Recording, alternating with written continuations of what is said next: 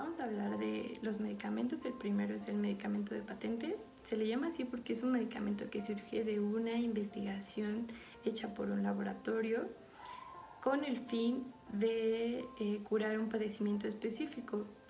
Y por ese descubrimiento se le otorga lo que nosotros llamamos la patente con un periodo de duración específica.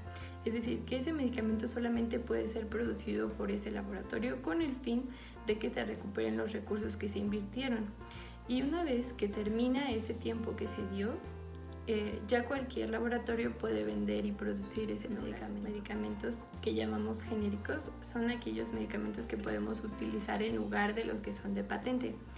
¿Por qué? Porque ya pasaron por una serie de pruebas que nos dicen que su bioequivalencia es muy parecida a los de los medicamentos de patente, porque tiene casi la misma acción, la misma potencia, la misma eficacia y es un medicamento seguro. Sin embargo, lo que no lo hace de patente es que no sea el medicamento, digamos, el original, el que hizo el laboratorio inicial. Por último, tenemos a los medicamentos similares. Estos medicamentos son los más inseguros porque no tienen la obligación de cumplir con las indicaciones que ya están marcadas de los fármacos. Lo único que tienen que hacer es que deben comprobar el principio activo y que sea el mismo y la cantidad indicada, pero estos no cuentan con ningún tipo de pruebas ni de bioequivalencia ni de biodisponibilidad. Bien, ahora pasaremos a hablar de los tipos de sinergismo. El primero es el sinergismo de potenciación.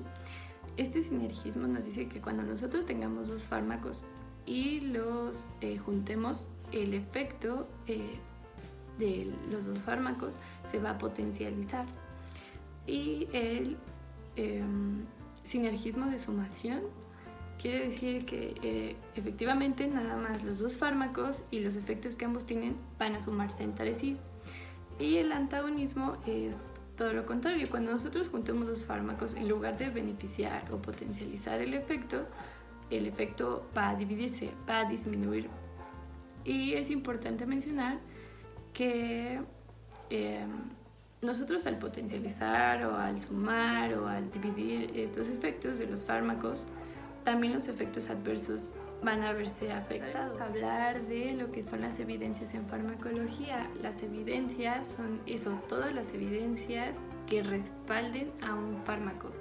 Se realizan antes de que ese fármaco salga a la venta para verificar que sea un fármaco seguro, que tenga buena confiabilidad, que no tenga muchos efectos adversos, que sea adecuado para la población. Dependiendo del grado de fiabilidad que tenga la información que respalde al fármaco, va a estar clasificado. Se puede clasificar en 5, que es en una pirámide como la que vemos ahorita.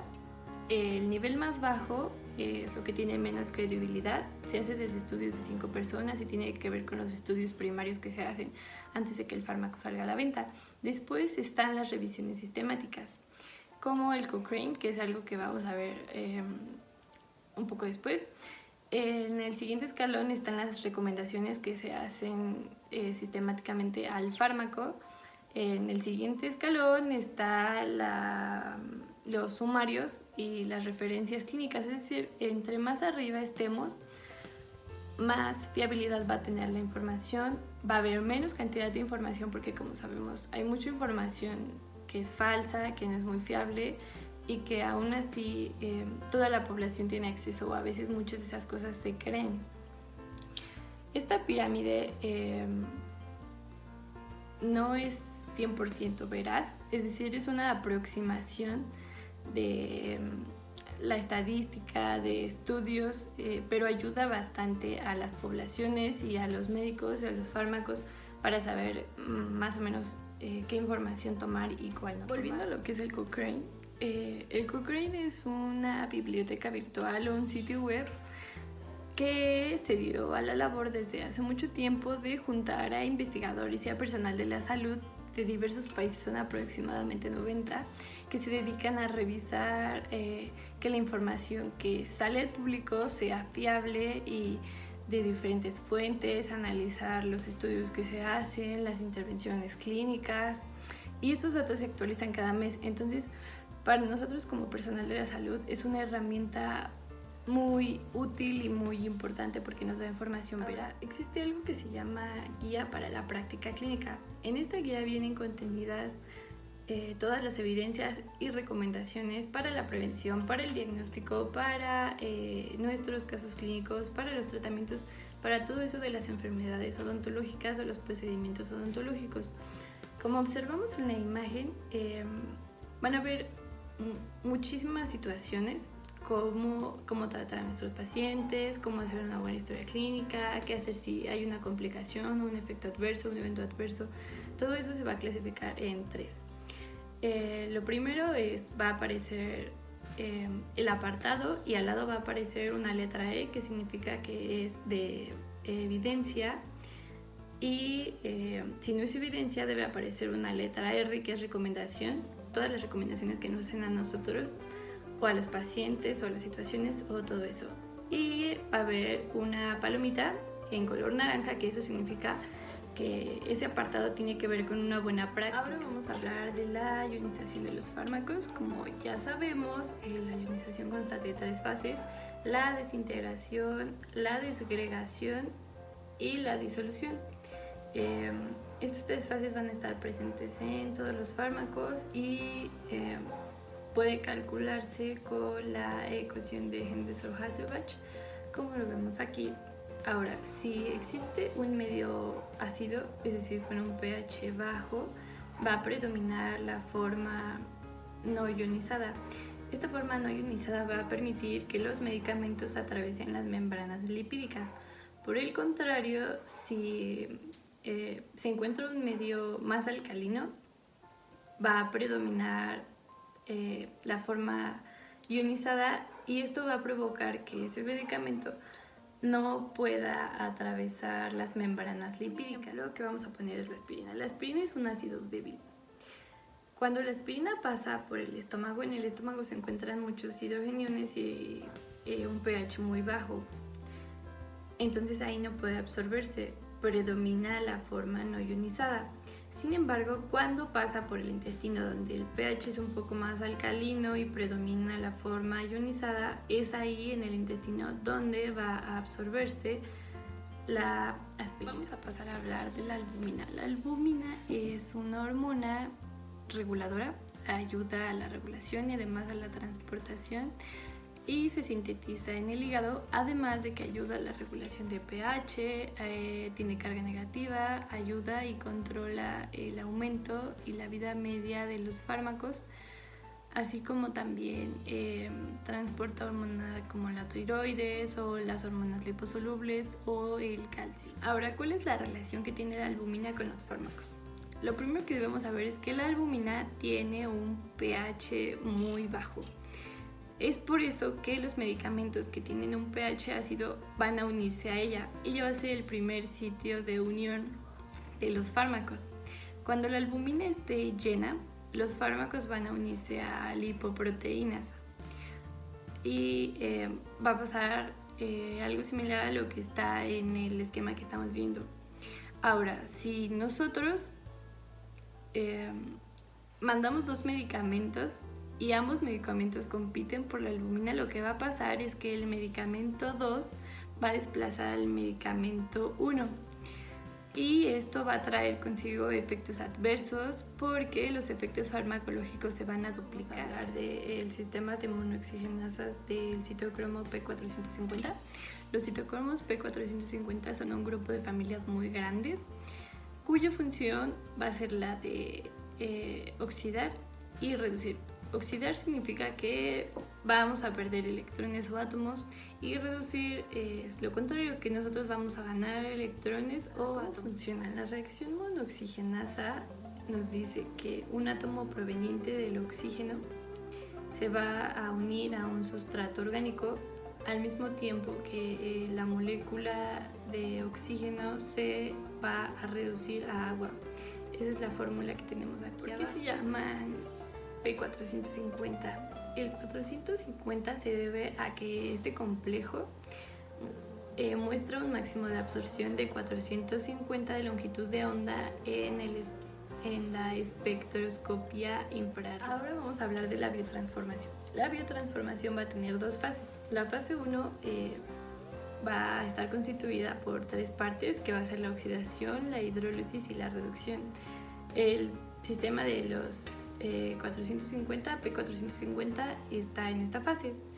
En la fase 2 va a estar ahora la conjugación. En esta conjugación va a suceder que todas las moléculas que puedan ser excretadas por vía renal, o sea que sean hidrofílicas, van a eliminarse en la fase 1, pero las que no puedan eliminarse van a pasar a la fase 2. Y en la fase 2 van a haber una serie de moléculas que van a ayudar a que los fármacos se eliminen por vía renal. Una de las más importantes es el glutatión. El glutatión lo que va a provocar es que entre más cantidad de glutatión haya, o más bien la cantidad adecuada, el fármaco se va a conjugar y se va a excretar por vía renal normalmente. Pero si el glutatión está en cantidades deficientes, solamente puede traer más toxicidad y algunos efectos adversos y no va a excretarse el medicamento como debe excretarse. Ahora vamos a hablar del aclaramiento. ¿Qué es el aclaramiento? Simple y sencillamente el aclaramiento es la eliminación del fármaco. Van a haber diferentes tipos de eliminaciones, que sería por vía hepática, por vía renal, por vía pulmonar o por vía biliar. De la que vamos a hablar nosotros desde la vía renal. Bueno, antes de eso hay una serie de factores que van a modificar el aclaramiento hepático y renal. Van a ser 4 puntos. El primero tiene que ver con el flujo sanguíneo del órgano. Después va a estar la fijación a las proteínas que tenga ese fármaco, va a estar la actividad enzimática y por último las propiedades mismas que tenga ese fármaco. Ahora sí, pasando al aclaramiento renal, va a tener 4 fases, como se observa en la imagen, que el primero tiene que ver con la filtración del fármaco. Después, ahora sí ya va a reabsorberse, posteriormente va a pasar a la secreción y finalmente a la excreción del fármaco. Ahora hablemos de la creatinina. La creatinina es un producto de desecho que va a ayudar al metabolismo de los músculos como parte de su vida normal, es algo cotidiano. Su excreción va a ser constante. Y esta creatinina se va a filtrar en los riñones y se va a excretar en la orina. Sin embargo, cuando nosotros tenemos algún problema en los riñones, la creatinina se va a quedar acumulada y no vamos a orinar la misma cantidad de siempre. Y por lo mismo, pues no se está excretando esa creatinina. Receta médica. Vamos a pasar a hablar de la receta médica. La receta médica es un documento de carácter legal para prescribir medicamentos que solamente pueden ser indicados por personal de salud capacitada. Y en esta receta van a haber una serie de características que deben estar contenidas. De lo contrario, la receta no es válida.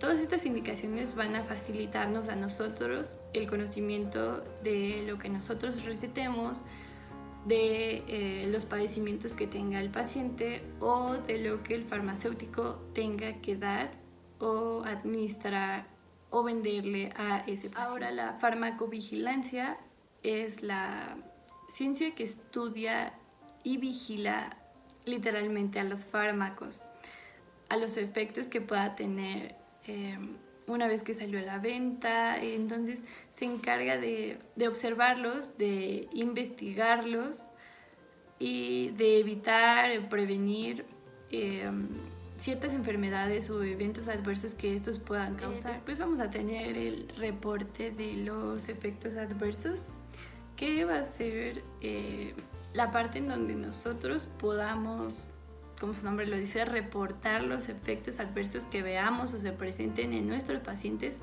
después del consumo de algún fármaco.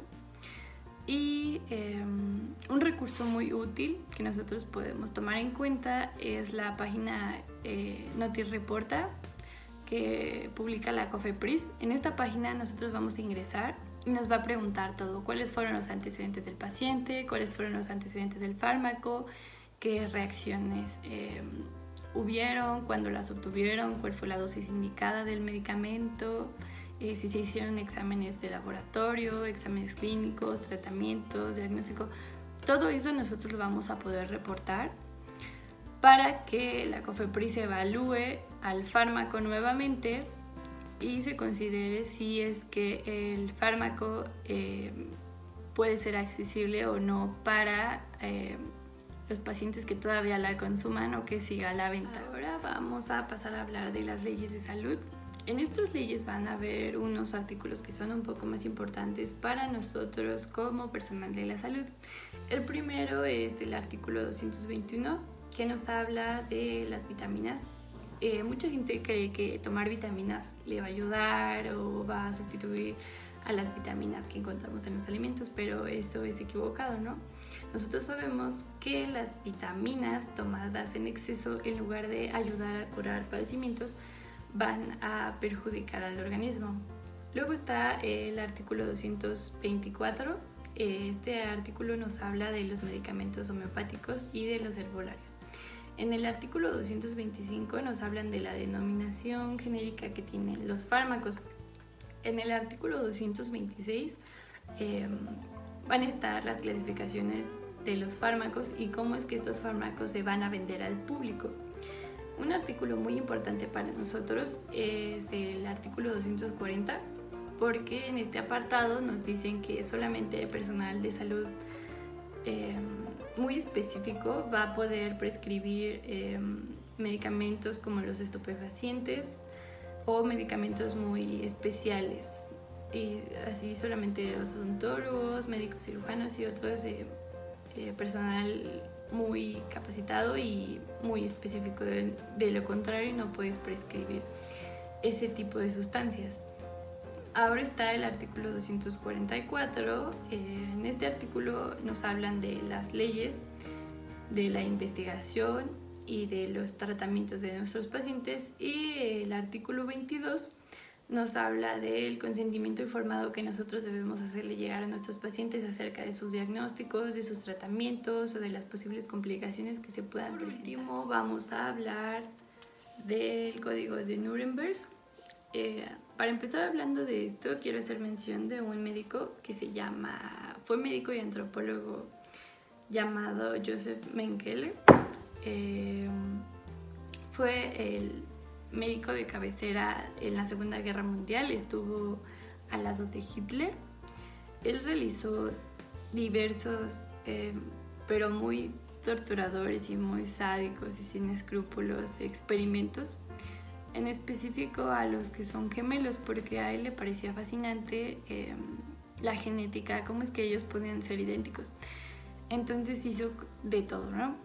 Lo primero que hizo fue querer cambiarle los ojos de color con algunas sustancias como cloro o algunos químicos que pues solamente llevaron a la ceguera o a ciertas enfermedades muy graves, ¿no?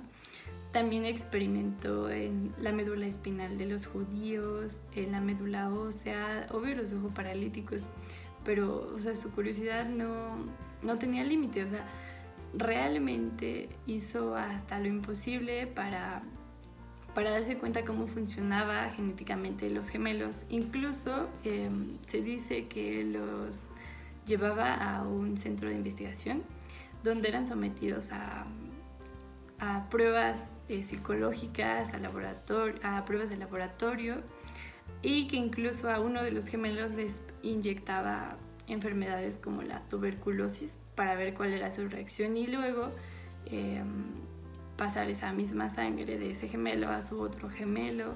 O sea, quiso clonarlos, o sea, realmente violó todos los derechos que una persona puede tener hablando médicamente.